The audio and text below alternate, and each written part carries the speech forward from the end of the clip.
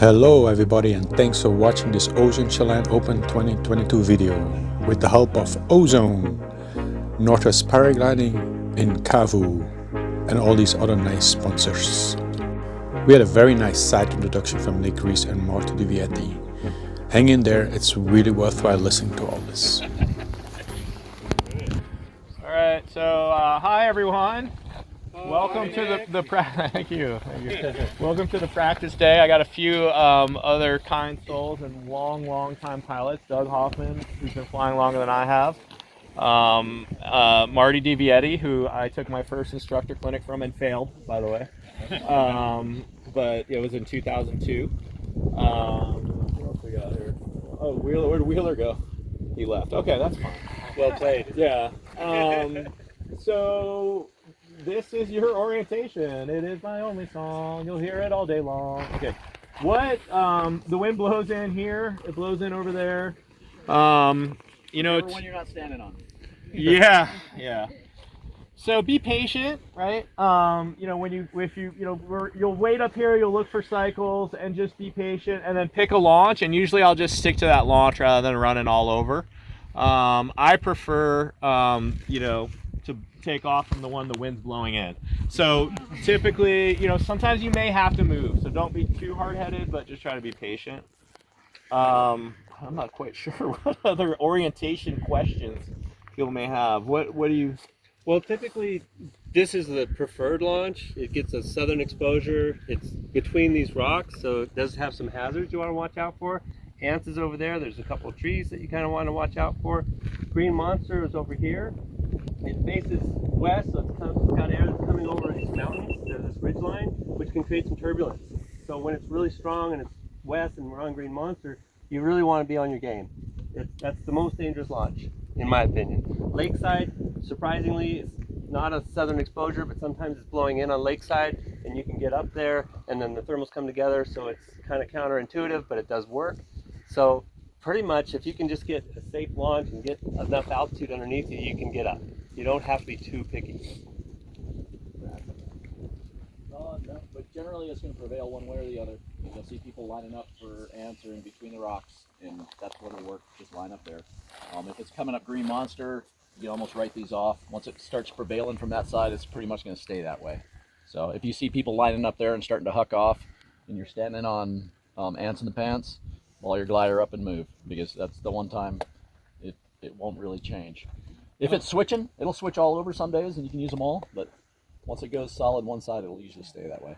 And I would say, as far as a site goes, this is one of the more technical launching sites, and you got to have your shit together, and I would say every time you're launching here, you need to be prepared to bring it, right? So you need to be focused. Don't be stressed, right?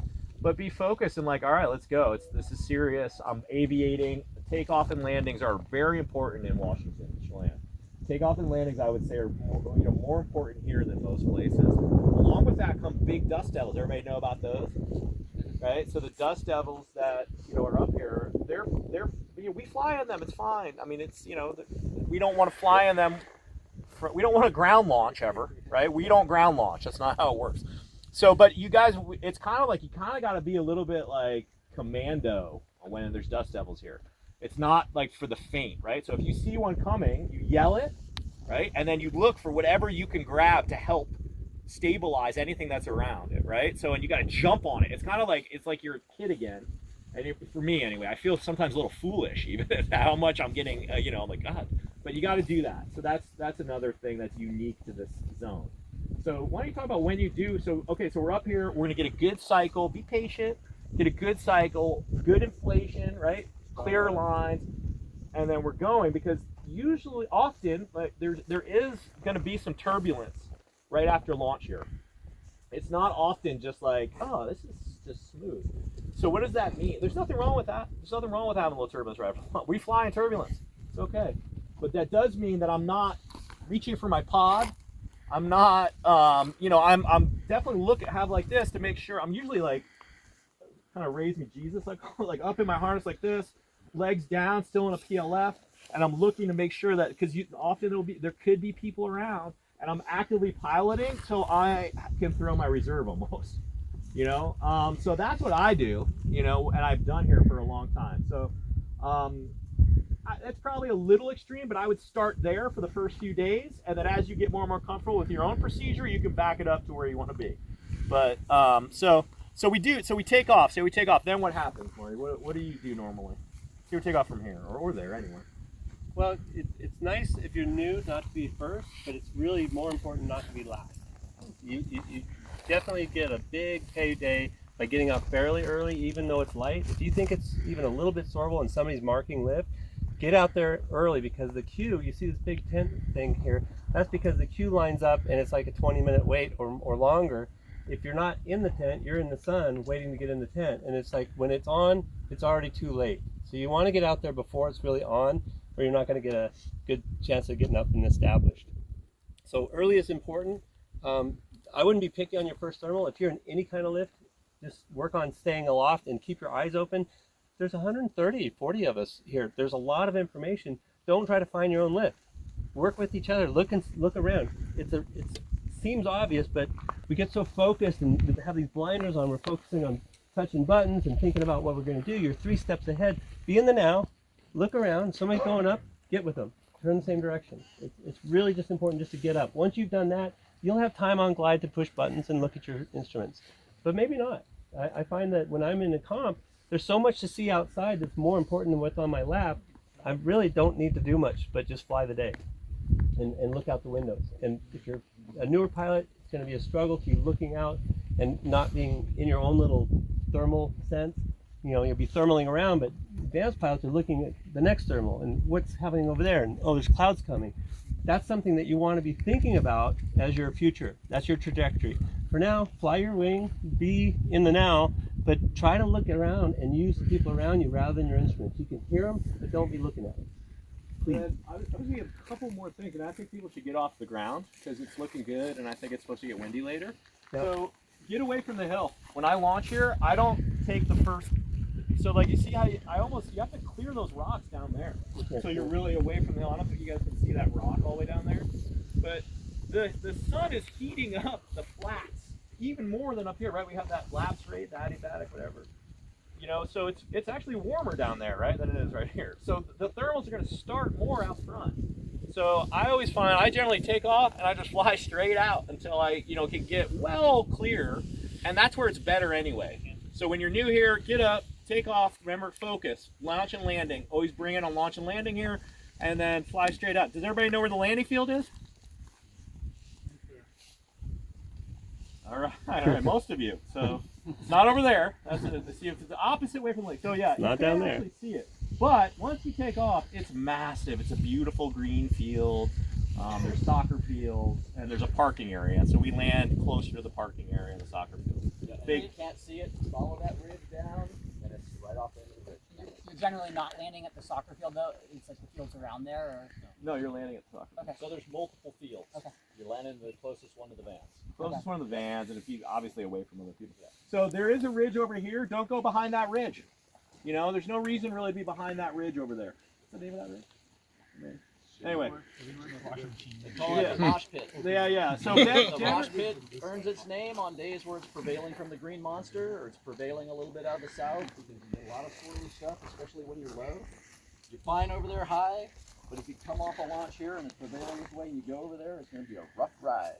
And look, we have a spine here, right? We have a spine here, and then there's a saddle there, and then that spine over there. So you know where the rotor is, right?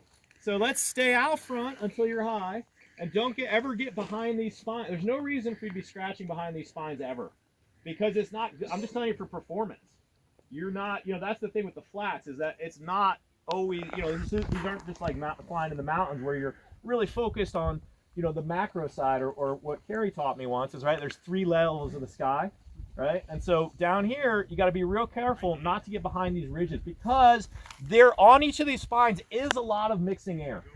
There's a lot, these faces are kind of, I don't know sometimes, because it's heating from down below, and sometimes it rolls up both these faces simultaneously, which is all good, like I said, once you're out and away. So just that, the only time we've ever seen people have troubles is when they're behind these spines. So what we do is fly out and get them when now they're rolling up together, and now you got a good heater. So for performance sake, stay away from that.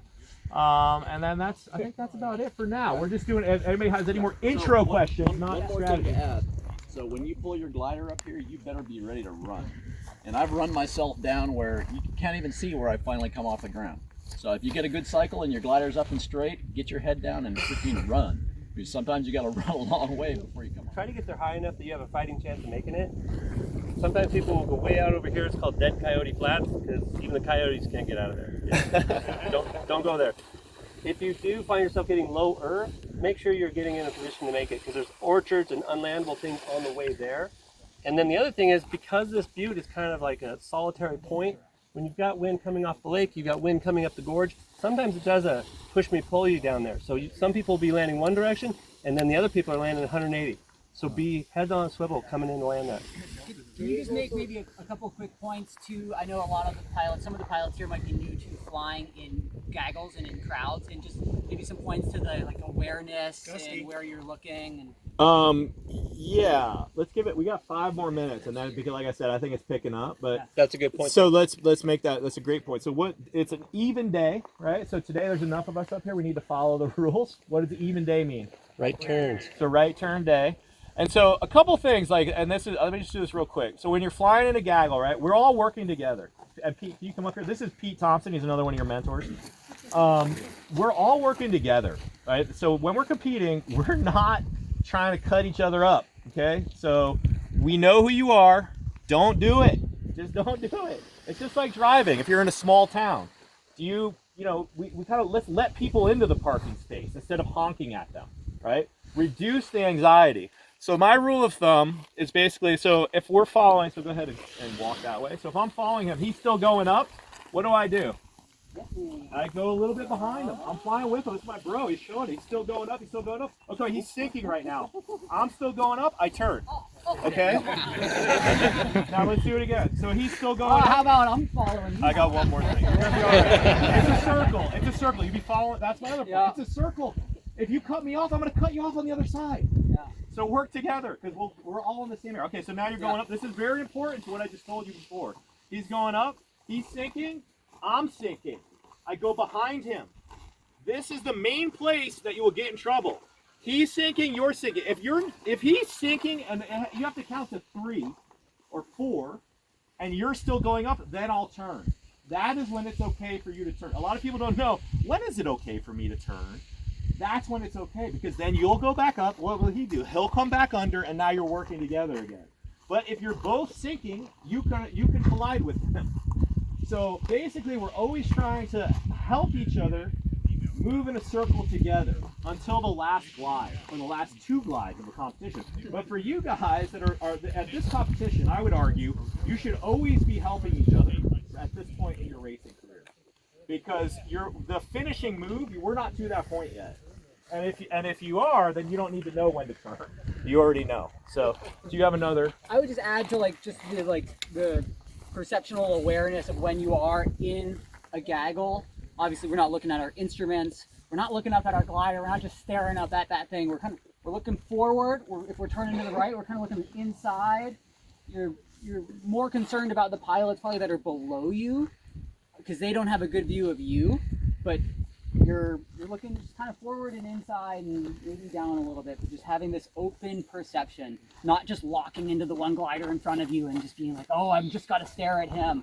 At no point should you be doing that. Nice open awareness. And if you are nervous, just don't do any erratic movements, inputs. Just get in the merry-go-round and relax and know that the other pilots are looking out. We're all looking out for each other. And if we all are flying with this team mindset, then it keeps it nice and safe. And anyway, so that Yeah. I got a couple points. Yep. When you're in a thermal, the expectation is that you're looking for the best lift. Otherwise, you shouldn't be there, right? So what happens sometimes is they try to be thoughtful or gregarious and try to let people in, and they do things that aren't predictable. So what's predictable is you should be coring the best lift, cutting the corner if somebody's falling down out of it. And if you do things to let people in and you try to widen your turn and do things, it's not what's expected, and it's going to create a slow motion train wreck. Yeah. So be assertive, but not aggressive.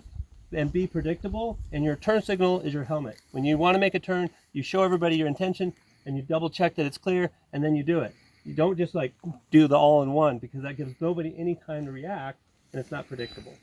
Don't worry about the other. If there's like 5 more pilots coming towards your thermal, just fly your thermal, fly with the people that you're there with, and the other pilots are going to work their way. They'll in. dovetail into something predictable. Yeah. Marty's coming in. I'm not just looking at him. And then finally, it's a big sky, right? This isn't powder skiing, right? That's the beauty, right? If you're in an area and you're like, fucking hell, leave. Yeah. You know, it happens to me all the time. I'm like, I'm good, man. This is a little kooky. I don't know what's going on. You guys fight amongst yourselves. And also like we're here having fun. If it's stressful, then go find another. There's thermals everywhere, so that's one of the beauties of our sport. You don't have to be in that zone. Any more questions? I really want to get you guys off the hill. Yeah. Any more questions on site-specific orientation? Have nothing to do with strategy. Do you want to give people places to land and not land? Because we have a bunch of newbies here. Yeah, that's a good one. Yeah, we'd mentioned on the Telegram group, do not land at BBs. That's been a historic no-no, and it will lose a lot of traction in the goodwill that we've gained over the years. If anybody lands over near BB's campground, it's going to blow it for everything. So that's a no-no. The Slam Balls Park, the fields there are great. There's not a lot out here that's easy, but there's a lot that's safe. Land safe over convenient, please. And do not land in an orchard. They value orchard trees at like $20,000 for the lifespan of a tree. So if you break a tree, it's expensive. So just land safely, please. And then maybe let's just do one quick thing on crossing, and then. So what elevation do you typically like to leave at? I mean, today, look, if you get the cloud base is looking pretty sweet. Yeah. So. I mean, don't leave lower than the top of lift. If cloud base is there and you're halfway there, don't chase people. Always top off your lift before you run. And if there's a bunch of people at base and you're not quite there, let them go, get to base, but be watching where they go. And if they pick a good line, follow that line. If they pick a horrible line, keep shopping. And where are you crossing to when you want to leave here? Doug, where do you go? Yeah, it kind of depends on the prevailing. These fields right here are the closest. But a lot of times we'll have wind that's going this way, so your glide is much better going this way. And you'll see a kind of a tongue coming out between the two canyons there, and that's where you'd head. So it's generally one of those two places. Yeah, and so I most often go this way because I like to stay out of this canyon. Yep. And even if the wind's blowing this way, I'd rather keep an upwind strategy for being up here rather than getting blown back into that canyon. So this way, let's just say we're going to go this way. You know, I'm going to come in high as I can, right? I mean, you can see kind of the peak right here, like that little plateau that's like more trees on it. Like there's a little house down to the right I'm looking at, you know, up kind of, does that make sense? Dark green trees with the bluff. Yeah, with the bluff, yeah. The Sharp tongue of green the trees field with the coming bluff. out So this I'm way. heading to there, and as I get there, I'm going to arrive there high, because this is like the crossing. There was a time long ago where I was on a comp wing, I never could make that crossing. But now we're going to get there high, and basically I'm trying, if I can, I'll take something off that field. I'm trying to get to those brown fields. And if I can, I'll take anything I can get to get me high enough to arrive over those power lines, at least 1,000 feet over the power lines, right? And so that's kind of my first move usually that I utilize almost every time I cross. And that, and again, because I can make it stand on that ridge, right? If hopefully, like the wind's coming, if it's coming this way or this way, it's quartering that or it's crossing, and I can make it stand there to get high enough to then put myself firmly onto the flats. So that's kind of, and then once you're there, then you get that, then those power lines, right? It's kind of the next move, and then you're to the clouds, and then boom, your personal best, done. No, okay, look, I don't want to take any more time because we got to go. We'll talk a lot more about strategies. That's the first move. There's no retrieve up on the mesa today, but from there you should be able to get high, catch the thermal, and come back to the park. Thank you. Thank you. See you in Mansfield.